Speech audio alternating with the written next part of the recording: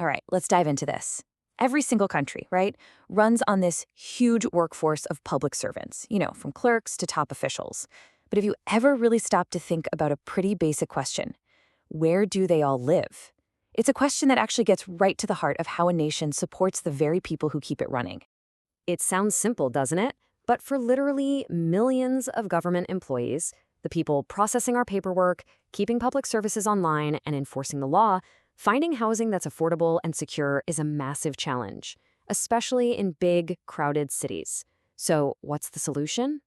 Well, in Pakistan, a huge part of the answer is an organization with a mouthful of an acronym, FGEHA. And in this explainer, we're going to unpack exactly what that is, what they do, and, why it matters. Okay, so let's start with the absolute basics. What is the FGHA and what's its whole purpose? So the full name is the Federal Government Employees Housing Authority. And its core mission is pretty straightforward: provide good, affordable places to live for the government's own workforce. You can kind of think of it as the state stepping in to make sure its employees have a stable home, which, let's be honest, helps make sure you have a stable civil service. And get this, we're not just talking about rental units here. The whole FGHA model is built on a few really important ideas. First off, they operate all over the country, in the big cities. Second, and this is absolutely crucial, they provide housing on an ownership basis. This gives employees a real asset, a real stake. And they don't do it all by themselves. They team up with private companies to actually build these things. It's a whole strategy designed to give families not just a roof over their heads, but a real investment. But this organization wasn't always the powerhouse it is today. Its journey from just a tiny government office to a major authority, well, it tells a pretty interesting story. Let's take a quick look at how it all evolved. And you can really trace its growth here, right? It starts out in 1989 as just this tiny cell inside a ministry. A year later, it becomes a public company. But the real game changer? That happened just a few years ago. Becoming an official authority through an act of parliament, man, that gave it some serious teeth. We're talking more power, the ability to acquire land, and all the legal muscle it needs to launch these massive projects. Okay, so we've got the history and the mission down. But how does the FGHA actually, turn all this policy into actual physical homes on the ground? They pretty much tackle this in two main ways. On the one hand, they develop these big planned sectors and provide plots of land so employees can buy a piece of ground and build their own house. But on the other hand, especially in really dense cities where land is scarce, they build these huge multi-story apartment buildings. It's all about giving people options, whether they're looking for a family home with a backyard or a more affordable city flat. And this isn't just talk. These guys have a serious track record. I mean, right now, they're building massive apartment projects like Skyline and Kashmir Avenue, right in the capital, Islamabad, plus Chakla Heights in Rawalpindi. And they've already finished enormous developments, like the entire sector of G14.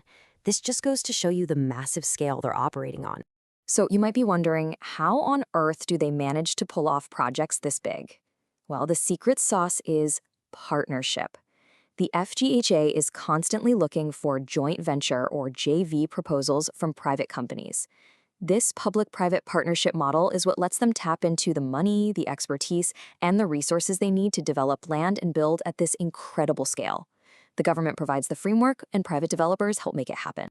So we've seen the big construction projects, but what does the FGHA actually do day to day? Because this isn't just some construction company working behind the scenes. It's a living, breathing part of public life, always interacting with its members and the wider community. This quote from the Director General really puts it perfectly. It's not just about a policy on a piece of paper, it's a real commitment coming straight from the top to take major initiatives to provide shelter. That really frames their work as something proactive, not just reactive.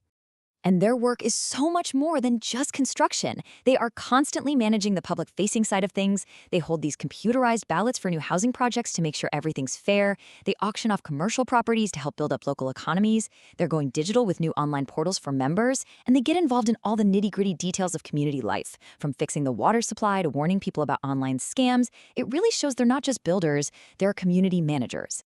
So when you put all of these pieces together, what's the big picture here? What does all the work of the FGHA really add up to? This is really the key takeaway. The FGHA isn't just a real estate developer.